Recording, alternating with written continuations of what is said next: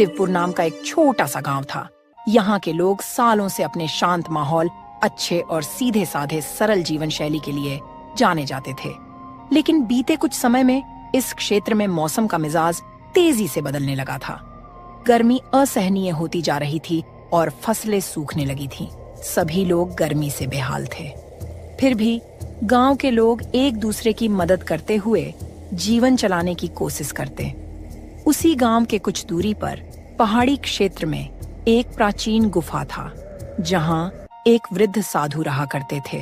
उनके बारे में कहा जाता था कि वे इंद्रियों पर नियंत्रण रखने वाले बड़े ही दयालु और अनुभवी साधु हैं। कुछ लोगों ने उन्हें साधु और कुछ ने फकीर भी समझा, लेकिन असल में वे एक व्यक्ति ही थे। उनका नाम महात्मा शिवानंद था, जो वर्षों से तपस्या कर रहे थे। वे अपने दिव्य तप से पहाड़ की उग्र जलवायु को भी सहन कर लेते थे। किंतु इस बार मौसम इतना विकराल रूप ले चुका था कि उनकी सहन शक्ति भी चूकने लगी थी। हे प्रभु, यह कैसी अग्नि परीक्षा है। मेरे शरीर की समस्त शक्ति मानो सूख सी गई है। इस भीषण गर्मी में भी मैंने सदा उपवास और साधना को ही अपना जीवन बना लिया है, पर अब शरीर जवाब दे रही है। गर्मी से साधु महाराज की हालत खराब होने लगी थी। गुफा के बाहरी हिस्से में सूरज की रोशनी इतनी तीव्र थी कि अगर कोई बाहर खड़ा होता तो कुछ ही देर में पसीने से लथपथ हो जाता। पहाड़ी इलाका में जो छोटे मोटे तालाब थे वह भी सूख चुके थे और वह पानी के बिना और भी तड़प रहे थे। ऐसे में साधु बाबा ने सोच लिया कि आज उनको किसी भी तरह गांव जाकर लोगों से सहायता लेना ही पड़ेगा। गुफा में अब और रुकना जीवन के लिए खतरा हो सकता है। सुबह का समय था, पर धूप इतनी तेज कि लगती थी कि मानो दोपहर हो गई है। साधु शिवानंद अपने शरीर को संभालते हुए धीरे धीरे पहाड़ से उतर रहे थे। उनकी चाल डगमग हो रही थी, कंठ सूख चुका था, पर मन में अभी भी उम्मीद थी कि गांव के लोग उनकी सहायता जरूर करेंगे। रास्ते में उन्हें एक चरवाहा मिलता है, जो अपनी भेड़ियों को पहाड़ पर चराने ले जा रहा था। अरे बाबा जी, आप इस भीषण गर्मी में कहाँ निकल कर जा रहे हैं? आपकी तबीयत तो ठीक है ना? हे बेटा, मुझे कुछ पानी की आवश्यकता है। बहुत कष्ट में हूँ। क्या तुम्हारे पास पानी है? चरवाहा असमंजस में पड़ जाता है। उसके पास भी सिर्फ एक छोटा सा पानी का मशक था, जो पूरे दिन उसके लिए काफी मुश्किल से चलता था। कुछ क्षण सोचने के बाद वह थोड़ा पानी साधु को दे देता है। बाबा, मेरे पास ज्यादा पानी नहीं है, पर जो है वह आपको दे रहा हूँ। आप गांव पहुँचे तो और लोगों से भी मदद मांग लेना।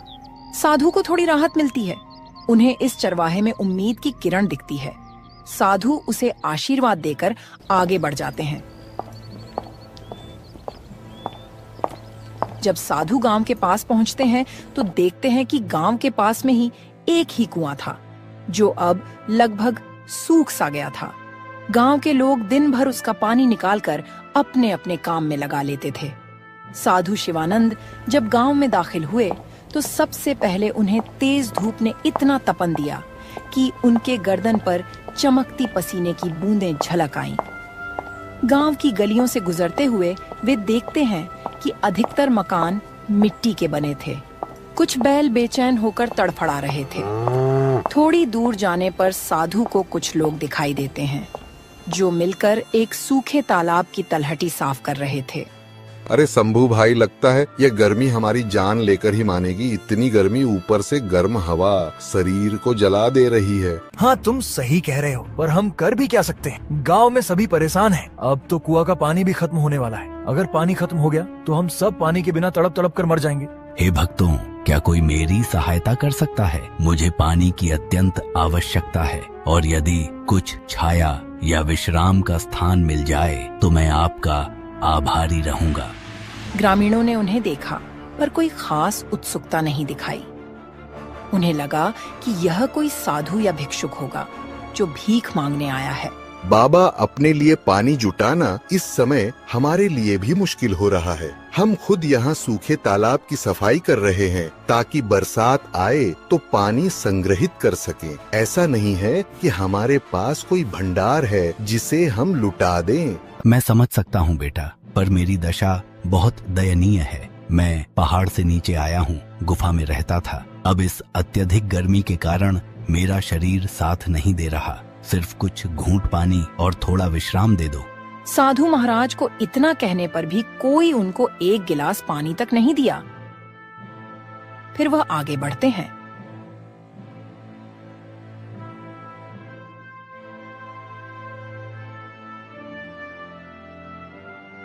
गर्मी से बेहाल मजबूर वह गांव के चौपाल पे जाते हैं, जहां लोग इकट्ठे होकर बैठते थे। चौपाल के बीच में एक बड़ा वृक्ष था जिसकी छाया ही कुछ राहत देती थी। साधु उसी छाया की ओर बढ़े, लेकिन वहां पहले से ही कुछ लोग बैठे थे और गर्मी से बचने की कोशिश कर रहे थे। बच्चों, मुझे कुछ समय के लिए इस छाया में बैठने दीजिए और हो सके तो एक लोटा पानी दे दो। मुझे बहुत जोर की प्यास लगी है। चौपाल पर बैठे व्यक्ति बाबा का मजाक बनाते हुए बोलते हैं, बाबा, पानी की किल्लत सबको है, फिर भी अगर आपको बैठना है तो किसी कोने में बैठ जाएं, लेकिन हमसे ज्यादा उम्मीद न रखिए। फिर भी आप तो साधु हैं, आपको पानी की क्या जरूरत? आप तपस्या कीजिए। आपको तो भगवान पहले ही इतनी शक्ति दिए हुए है कि आपको पानी की क्या जरूरत। साधु जी शर्मिंदा होकर धीरे से कोने में बैठ गए। वह अत्यधिक थकान महसूस कर रहे थे। उन्हें आशा थी कि शायद कोई और उनको पहचान लेगा या मदद करेगा, लेकिन गांव वालों के बीच एक अजीब तरह का अविश्वास लग रहा था। उन्हें लगा कि साधु धोखा देने आया है या कुछ मांगने आया है जिसे वे पूरा नहीं कर पाएंगे। कुछ देर बाद गांव का मुखिया वहां आता है। वह एक तगड़ा ऊंचे कद का व्यक्ति था, चेहरे पर रोबीला भाव और आंखों में कड़ापन। उसका नाम था भगवंत सिंह। साधु, मैंने सुना है कि आप गुफा में रहते हैं और अब गांव में आकर मदद मांग रहे हैं। यह गांव कोई आश्रम नहीं है कि यहाँ साधु संतों का निशुल्क पालन पोषण होगा। जिस प्रकार हम अपने परिश्रम से जीवन चलाते हैं, वैसे ही आपको भी कोई उपाय ढूंढना होगा। साधु जी ने असहायता से उसकी ओर देखे और कमजोर आवाज में बोले, बेटा, मैंने जीवन भर तपस्या की है, किसी से मांगा नहीं, पर आज तन की कमजोरी मुझे कमजोर कर रही है। क्या इस संसार में करुणा नाम की कोई चीज नहीं बची? कुछ लोगों में हलचल हुई, पर अधिकांश ने मुखिया के क्रूर स्वभाव को देखते हुए कुछ कहने की हिम्मत नहीं की। गांव में कई परिवार थे जो पहले काफी मेहमान नवाज माने जाते थे, पर आजकल पानी और भोजन की कमी ने सबको कठोर बना दिया था। बारिश न होने से फसलें सूख चुकी थीं, कुएं का पानी भी कम हो चुका था और नदियां कहीं दूर सूख चुकी थीं। जीने के लिए लोग दिन रात संघर्ष कर रहे थे। घर के अंदर एक बुजुर्ग महिला अपनी पोता को पंखा डोला रही थी। उसे तेज बुखार था। साधु जब गांव में घूम घूम कर लोगों से मदद मांग रहे थे, तब उन्हें कई मकानों से क्रूर भाषा का प्रयोग मिला। कुछ जगहों पर मना कर दिया गया तो कहीं उन्हें डांट फटकार सुननी पड़ी। यह सब देखकर साधु के हृदय में बड़ा दुख हुआ। वे सोचने लगे, क्या यही मनुष्यता है? क्या सच में लोग इतने स्वार्थी हो गए हैं कि किसी की सहायता करने में असमर्थ हैं? गर्मी अपना रौद्र रूप ले रही थी। जमीन तप रही थी, हवा गर्म लपटों की तरह चल रही थी। गांव के पशु पक्षी तक तड़प रहे थे। साधु के पैरों में छाले पड़ चुके थे। साधु बाबा ने गांव के बगल में एक छोटा सा बगीचा में जाते हैं। साधु को लगा कि वहां कम से कम छाया तो मिलेगी। वे वहां चले गए। बगीचा में उन्हें एक युवा लड़की दिखाई दी जो सूखी लकड़ियों का गट्ठर उठाए हुए थी। वह भीषण गर्मी में भी काम करने की कोशिश कर रही थी। बेटी, क्या तुम मुझे एक लोटा पानी दिलवा सकती हो? मैं बहुत प्यासा हूँ।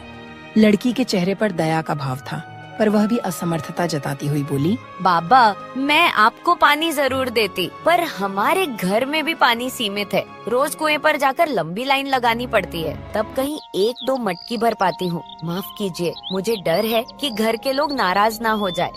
इतना कहकर वह वहां से चली गई। साधु को समझ आ गया कि गांव के लोग इस समय अपने अपने संकट से घिरे हुए हैं और उनका हृदय भी सूख गया है।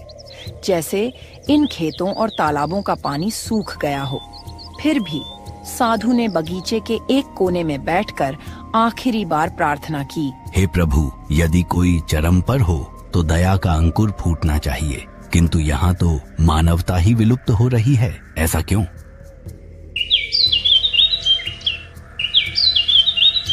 अगले कुछ दिन साधु के लिए कठिन साबित हुए।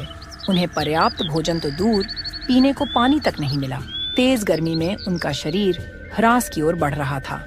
एक दिन दोपहर को जब सूरज आसमान के ठीक ऊपर था और किरणें मानो आग बरसा रही थीं, तब साधु बेहोश होकर गिर पड़े। गांव वाले इकट्ठा हुए, लेकिन उस वक्त भी उनमें कोई उत्साह या करुणा नहीं थी। मुखिया भगवंत सिंह भी पहुंचा और साधु को देखते ही बोला, इन्हें उठाकर छाया में कर दो, नहीं तो ये मर जाएंगे तो आगे और झंझट खड़ी हो जाएगी। अरे छोड़ो ना, मर भी गए तो क्या फर्क पड़ेगा, एक साधु ही तो है। हम सबको अपनी रोजी रोटी और पानी का जुगाड़ करना है, इनके लिए कौन वक्त बर्बाद करे। चलो चलो भाई, अपने अपने काम में लग जाओ। कुछ ही देर में साधु को थोड़ा होश आया। उन्होंने धीमी सी सांस ली और बोलने की कोशिश की, लेकिन शब्द उनके कंठ में अटक गए। साधु को लगा कि अब उनका अंत समय आ गया है। कमजोरी इतनी बढ़ चुकी थी कि उनका शरीर कांप रहा था। उनकी आंखों से आंसू बह निकले। वह धीमी आवाज में भगवान को याद करते हुए बोले, हे राम, मैं अपने अंतिम क्षण में इन लोगों को अपनी ओर से क्षमा देना चाहता हूँ, लेकिन उनका हृदय इतना कठोर हो चुका है कि मैं चाहकर भी उन्हें क्षमा नहीं कर पा रहा। मेरे प्राण निकल रहे हैं, इसलिए मैं इन्हें श्राप देता हूँ कि इस गांव में दिन में इतनी भयानक गर्मी पड़ेगी कि लोग आग में झुलसेंगे और रात में इतनी भीषण सर्दी हो कि लोगों की हड्डियां कांप उठे। यही नहीं, यह चरम मौसम इनके जीवन में भय और बीमारी लाएगा जब तक ये लोग मानवता का पाठ न सीखें। इतना कहकर साधु ने अपने प्राण त्याग दिए। गांव वाले हक्के बक्के रह गए। कुछ को इस श्राप पर हंसी आई तो कुछ लोग निराश हुए। अरे भाई, यह मृतक साधु का श्राप कहाँ लगेगा? सब ढोंग ढकोसला है। चलो चलो, अपने काम में लग जाओ। यहाँ अपना टाइम खराब करने से क्या फायदा? साधु था, मर गया।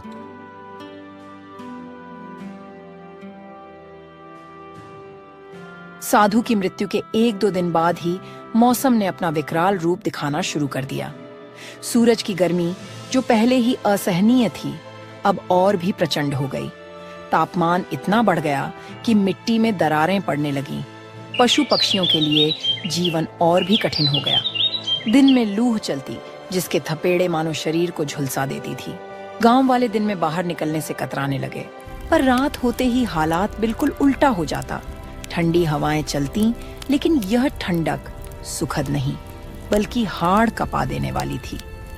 लोगों को समझ ही नहीं आता कि इतनी उग्र गर्मी के बाद अचानक इतनी भयंकर ठंड कैसे हो सकती है।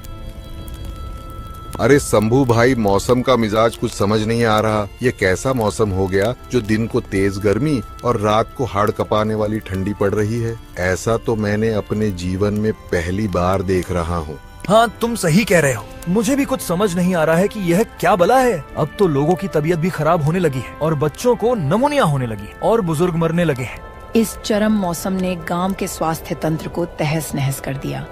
दिन में गर्मी और रात में निमोनिया या सर्दी जुकाम जैसी बीमारियां फैलने लगीं।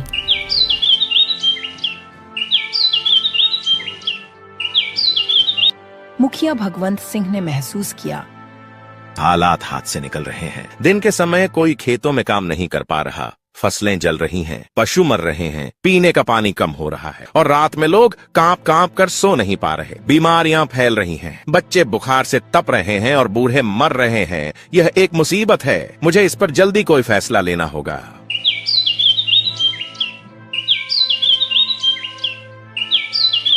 अगले दिन मुखिया ने एक आपात बैठक बुलाई।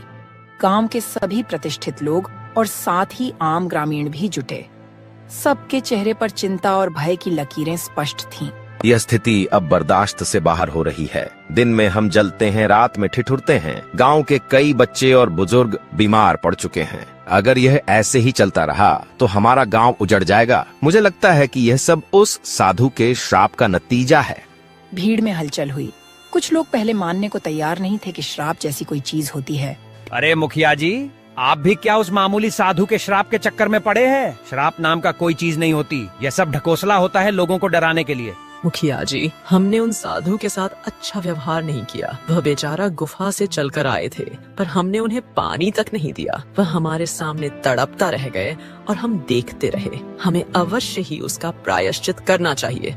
अगर सच में साधु का श्राप हम आम गांव वालों को लगा है तो हम इसका प्रायश्चित करेंगे, लेकिन अब उस साधु की मृत्यु हो चुकी है। हम कैसे प्रायश्चित करेंगे? क्या अब और कोई उपाय नहीं है जिससे हम इस श्राप से मुक्ति पा सके? किसी को समझ नहीं आता कि अब वह क्या करे।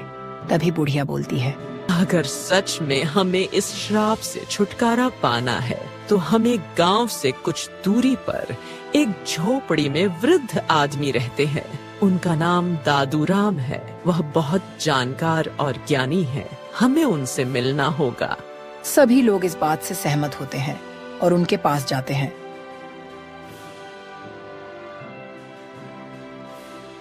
वहाँ जाकर उनको सारी बात बताते हैं। तब दादूराम बोलते हैं, बेटा, मैं उस साधु बाबा को जानता था। वर्षों से सुना था कि वे अपनी तपस्या से अनेक लोगों को लाभ पहुंचा चुके थे। उनका मन सदा शांत और दयालु था। उनके श्राप का कारण तुम्हारी क्रूरता है। अगर तुम लोग उस क्रूरता का प्रायश्चित करना चाहते हो तो हमें सबसे पहले उनके पार्थिव शरीर को ढूंढकर उनका विधिवत अंतिम संस्कार करना होगा। सुनने में आया है कि वह बगीचा में ही अपने प्राण त्याग दिए थे। लोग उनके बात से सहमत हुए। हाँ, यही उचित होगा। लेकिन क्या इससे सचमुच श्राप समाप्त हो जाएगा? श्राप तभी समाप्त होगा जब हमारी हृदय से मनुष्यत्व लौट आएगा। हमें दयालु और परोपकारी बनना होगा। दूसरों की मदद करने की शपथ लेनी होगी। तभी उनका अशांत आत्मा को शांति मिलेगी और हो सकता है कि परमात्मा हमारी सहायता करे।